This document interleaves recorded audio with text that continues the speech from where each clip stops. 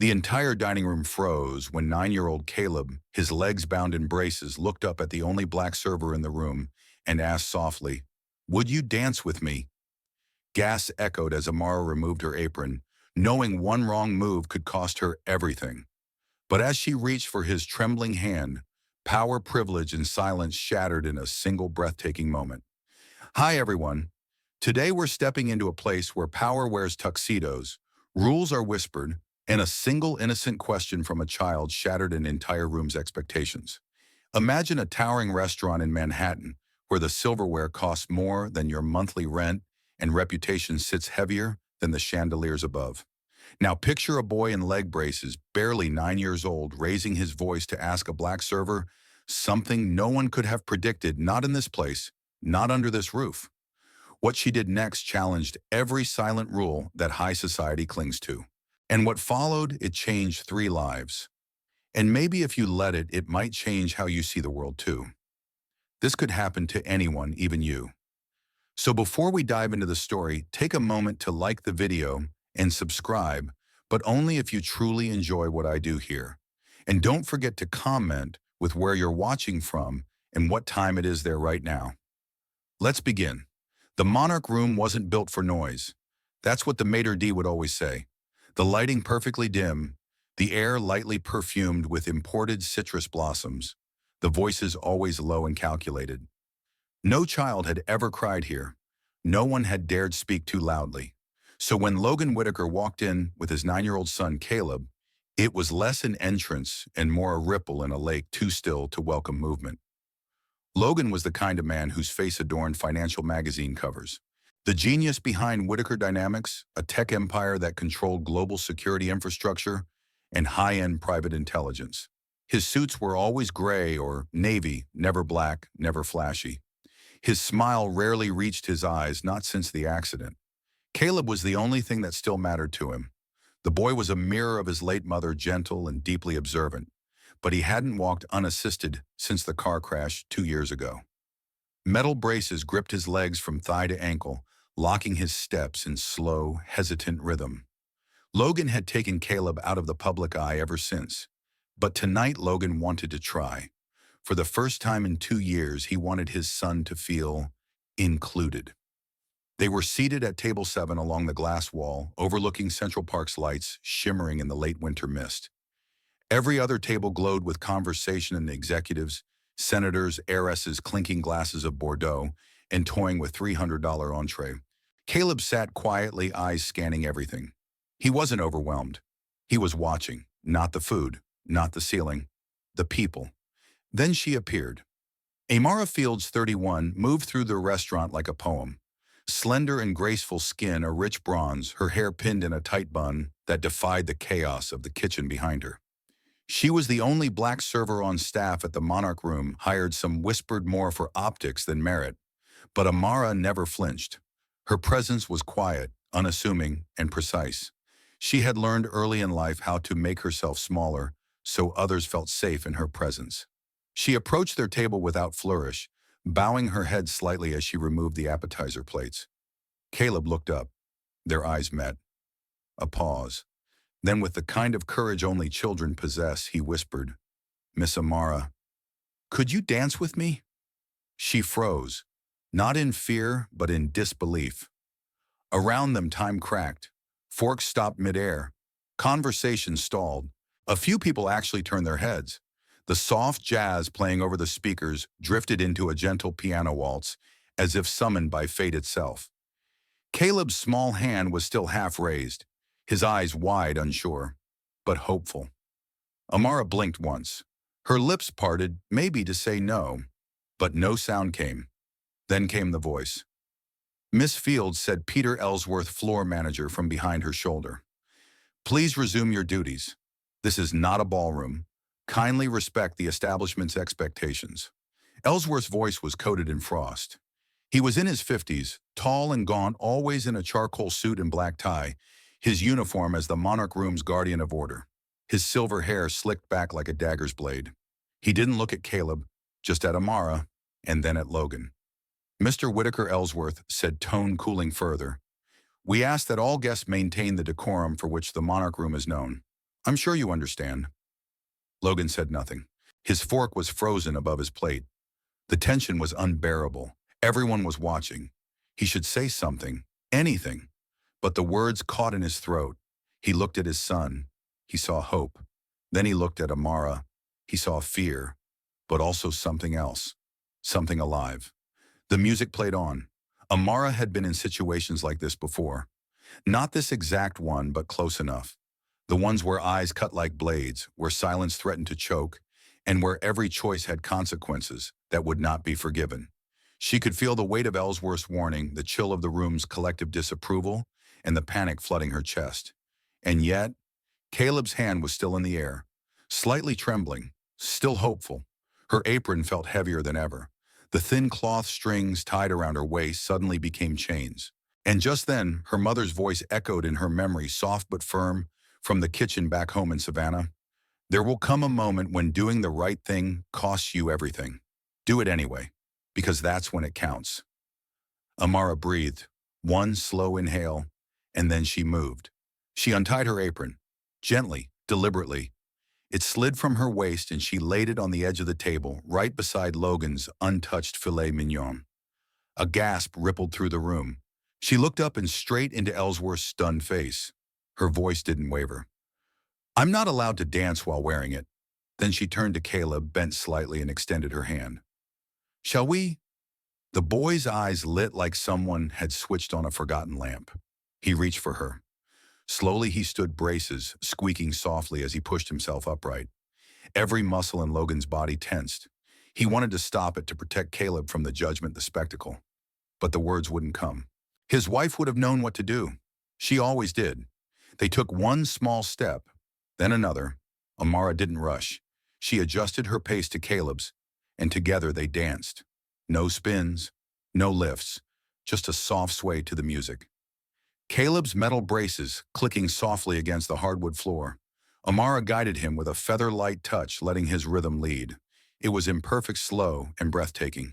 A woman near the bar whispered, "Well, there goes her job." A man in a bow tie muttered out of line. But a younger man just 2 tables over watched with something else in his eyes. Respect, maybe even awe. Ellsworth stood motionless, jaw clenched so tight it twitched. He could feel his control unraveling like a seam tearing under pressure. For years he had enforced the Monarch Room's standards with unwavering precision. And now in front of Manhattan's elite, a server had defied him. A child had upended his order. As the dance ended, Amara bowed to Caleb like he was royalty. "Thank you for inviting me," she said. "It was an honor." She turned to lead him back, but before she could, Logan finally stood. Everyone froze again. He walked toward her slowly. His face was unreadable, years of boardroom practice, hiding what roiled beneath.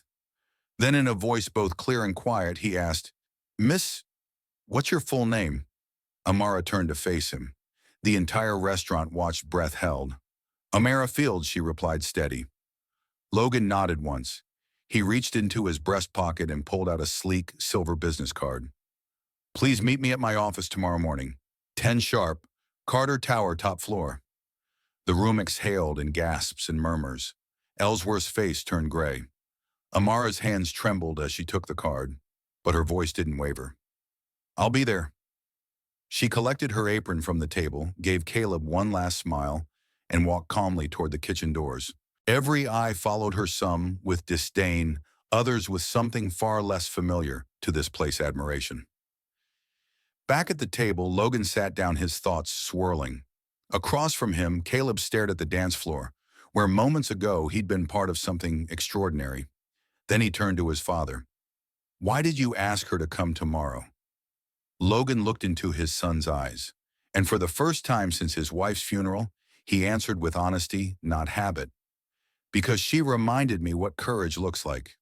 Ellsworth approached his words, clipped and forced.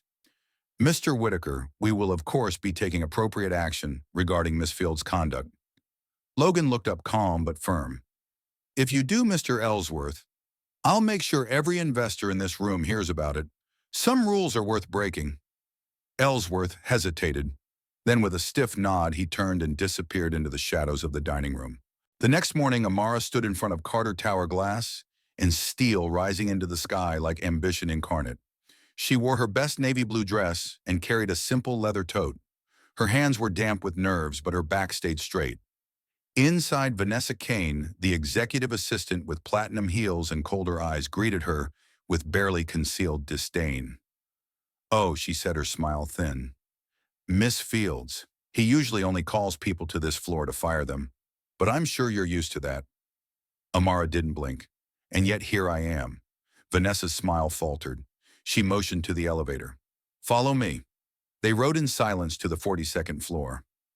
Amara stepped into a room surrounded by glass, light, and marble. Logan was seated behind a massive walnut desk, framed by views of the Hudson. He looked up, and for a moment neither of them spoke. Logan studied Amara in silence. She stood near the door with her chin high and her hands clasped loosely in front of her. Her navy dress was plain, unbranded, and yet she looked more poised than anyone Logan had interviewed in a decade. He gestured toward the chair across from his desk. "Please," he said, "sit." Amara moved with grace, settling into the leather seat without shrinking into it. She didn't cross her legs or fidget. She just waited. "I wanted to thank you," Logan began, "for what you did last night. You showed my son something I haven't been able to give him since we lost his mother." Amara's expression softened just slightly.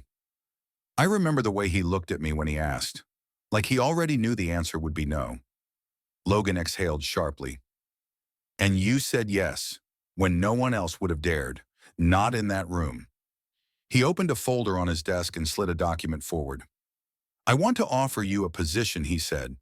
"Head of Community Engagement at Whitaker Dynamics. You'd work directly under me. We need someone like you, someone who knows how to connect. You'd have the authority, the platform, and the salary to match." Amara didn't look at the paper. Instead, she looked at him. "Why me?" she asked. "Why now? Because I've spent years investing in systems that move the world forward. And last night I realized I've ignored the people who needed moving most," Logan replied. "You broke every unspoken rule of that restaurant and still carried yourself with more dignity than anyone else in the room." A pause. A long one. Then Amara smiled, not with flattery or thanks, but with quiet, deliberate grace. "I'm honored, Mr. Whitaker," she said, "but I have to decline." The silence in the room thickened. Logan leaned back, stunned. "You're declining. I'm not looking to climb the corporate ladder," she said. "I'm building something that matters, something we started in a little dance studio in the Bronx." She reached into her tote and laid a different kind of card on his desk. The edges were slightly worn. The logo was simple. It read, "Rise in Rhythm, where every child leads." "We run adaptive dance and physical therapy programs for children with disabilities," she explained. "Kids like Caleb. We don't ask for perfection. We just ask that they try. We've got worn floors and flickering lights, but every child in that space knows they're seen and valued." Logan stared at the card.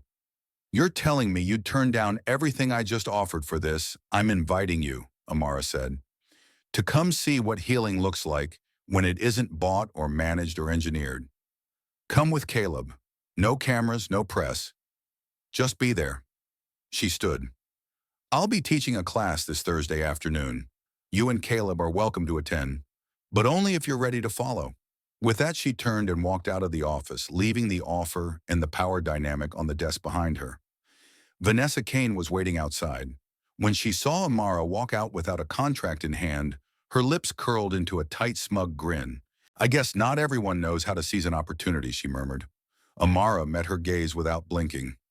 "Some of us already have." That Thursday, Logan's sleek black SUV crawled through narrow Bronx streets that were far from the glass towers of Midtown. Caleb sat in the back seat, staring out the window, wide-eyed. The Rise in Rhythm Center wasn't glamorous. The building was old. The paint peeled in places, but the doors were bright yellow and on them were painted the words, "Every step counts." Outside, kids in wheelchairs were laughing. A girl with a prosthetic leg spun in circles as music drifted from the open windows. Logan parked. He hesitated for a full minute before opening his door. Caleb moved first. "I want to go inside," he said, already pushing the door open. Amara met them at the front entrance. She wore yoga pants and a soft blue tee. No apron, no formality, just presence. "Welcome," she said. Logan nodded, unsure of his footing here. Inside the studio pulsed with life. There were no mirrors lining the walls, no polished hardwood floors, just mats, colorful posters, music speakers, and space. Enjoy. Jada Fields Amara's older sister was guiding a small group of kids in rhythm exercises, clapping their hands and cheering at each child's attempt. Dr. Harriet Monroe, a seasoned rehab specialist with salt and pepper hair and sharp eyes, adjusted a boy's walker, gently whispering encouragement. Caleb watched in awe. These kids didn't move like the ones at his private clinic. They moved like they were allowed to be free. Amara turned to Logan. This is what Caleb missed for 2 years. And maybe what you did too. Caleb wheeled himself to the edge of the dance floor. Can I try? He asked Amara. She smiled. Only if you're ready to lead. And he did. Bracing himself against his walker, he rose slowly. The room fell silent as he took one small step forward, then another. His braces squeaked, but his back stayed straight. The music played. Amara moved beside him, not in front, not guiding, but mirroring. The door behind them opened suddenly. A young man with a press badge and camera equipment peeked inside. We heard Mr. Whitaker might be here today. Can we? No, Logan said, stepping forward.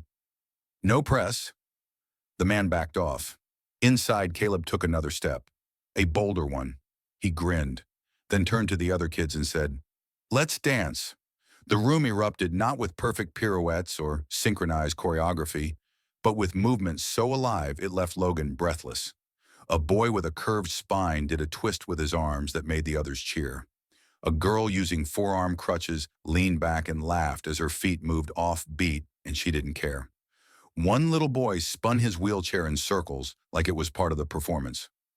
Caleb, he was in the center of it all, his braces clanking, his body stiff, but determined, his face alight with something Logan hadn't seen since before the crash. Joy. Jada clapped along. Dr. Monroe tapped the rhythm with her cane. Amara watched from the side, her arms crossed gently over her chest, but her eyes never left Caleb. Logan stood at the back, leaning against the doorway. He was overdressed, overarmed, out of place in every way, and he knew it. Zoe nudged Amara and whispered, Think he's going to run back to Midtown, yet Amara didn't smile. No, she said. He's watching his son lead. That changes a man. Just then, Caleb tried something he hadn't done since the day of the accident. He let go of his walker. It was only for a second, maybe two, but it was long enough to balance, long enough to feel the ground underneath him, long enough to reach toward another child palm out like a teammate.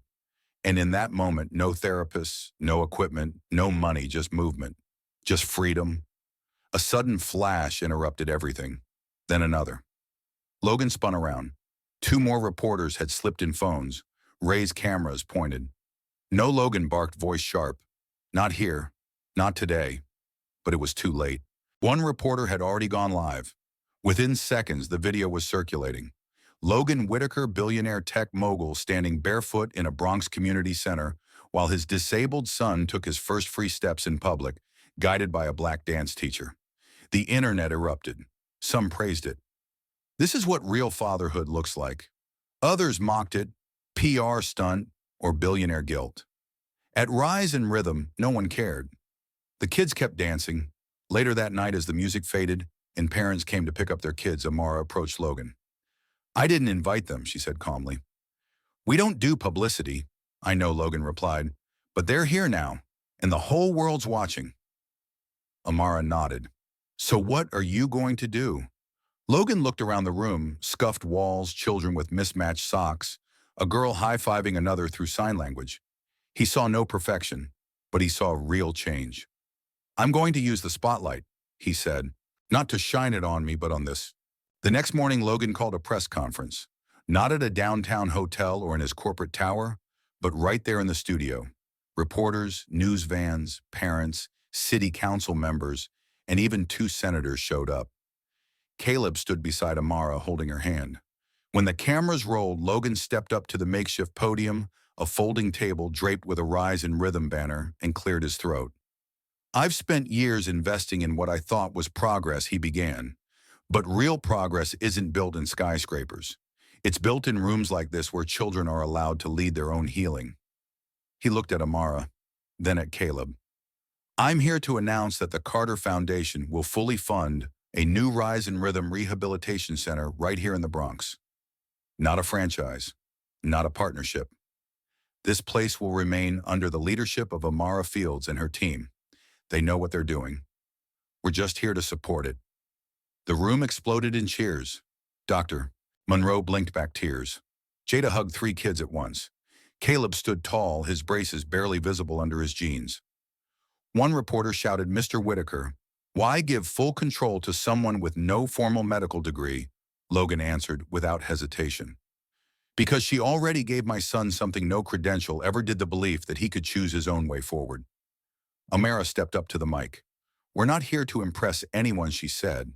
"We're here to dance, to move, to live, and to remind the world that healing doesn't always look clinical, it looks joyful." Another reporter called out, "What's the timeline for the new facility?" Logan smiled. "We break ground in 3 months, and when we do, every wall, mirror, and floor tile will be chosen by the kids who use it." The next day, Rise and Rhythm trended on every social platform. Donations poured in. Pediatric rehab specialists from across the country reached out. Local schools asked to partner. But the biggest moment came a week later. Amara, Caleb, and Logan appeared on the cover of Time magazine under the headline, "The Dance That Changed Everything." Inside, the article didn't focus on wealth status or even the center's budget. It focused on the moment Caleb let go of his walker.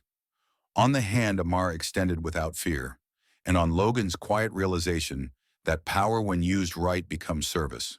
The morning air in the Bronx was fresh and full of promise as a crowd began to gather outside the construction site of the new Rise and Rhythm Rehabilitation Center.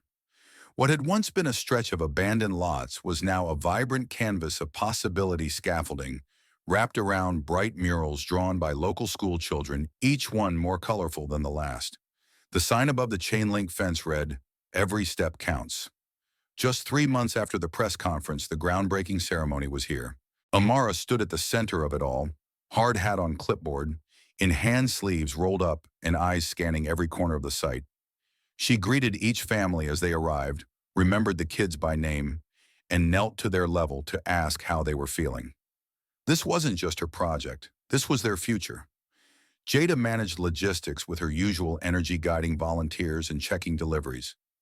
Dr. Harriet Monroe led a small tour for visiting pediatric specialists from Boston, Philadelphia, and even overseas. They'd come not just to see a new building go up, but to witness a new model of healing being born. And then, just as the last group of reporters was setting up, a black SUV pulled up quietly along the curb. Logan stepped out dressed in jeans and a soft gray shirt.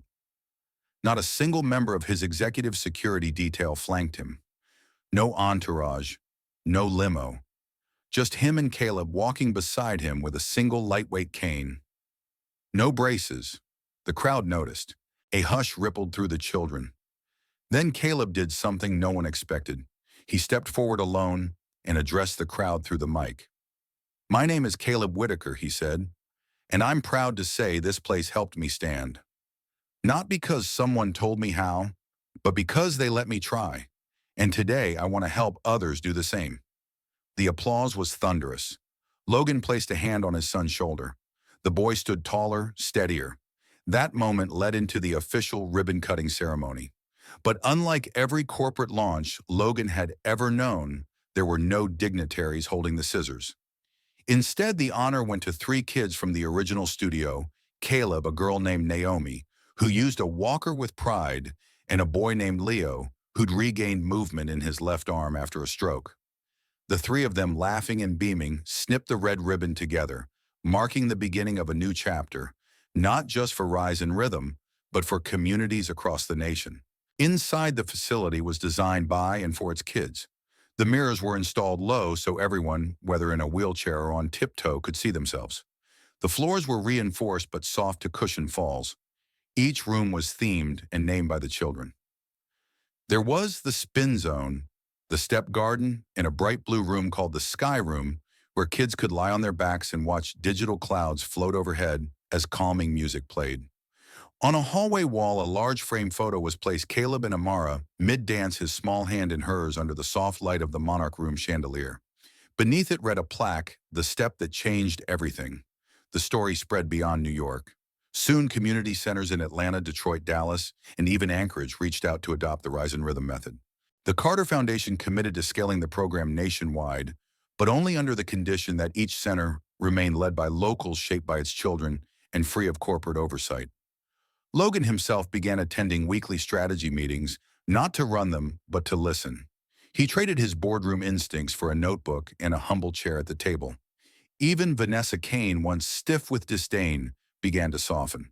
She sat in the back during one meeting, quietly scribbling notes, her eyes fixed not on profits, but on purpose. One afternoon during a small staff lunch on the center's rooftop garden, Logan turned to Amara. "I've led mergers worth billions, built satellites and surveillance systems. But this," he gestured to the joyful noise below them, "this feels like the only thing I've ever helped build that might truly last." Amara smiled, her voice warm. "That's because it wasn't built for power, it was built for freedom." At the one-year anniversary celebration, hundreds of families gathered from across the country. They held a dance showcase, not polished, not choreographed, but real. Children danced with walkers with crutches and chairs, barefoot and brave. When the music paused and the stage lights dimmed, the crowd turned to Logan, who had been watching from the front row with Caleb on one side and Amara on the other. A young reporter stepped forward, microphone raised. "Mr. Whitaker," she asked, "what's the biggest thing you've learned from this journey?" Logan stood, took a breath, and looked at the crowd full of hope of children who once had no voice, now owning the stage. "I used to believe leadership meant control," he said slowly. "I thought it meant giving the orders, making the decisions, always knowing what comes next. But I've learned something far more powerful. Real leadership is knowing when to follow. When to step aside and let someone else lead, even if they're smaller, younger, or overlooked, especially then." He turned to Amara, then to Caleb. "I'm grateful to have followed both of you." The applause rolled like thunder. But what mattered more than the sound was the feeling waves of pride, dignity, and shared purpose radiating through every person present. And there, in a building once born from a single dance step, stood a community stronger than any rule, richer than any bank, and freer than any title.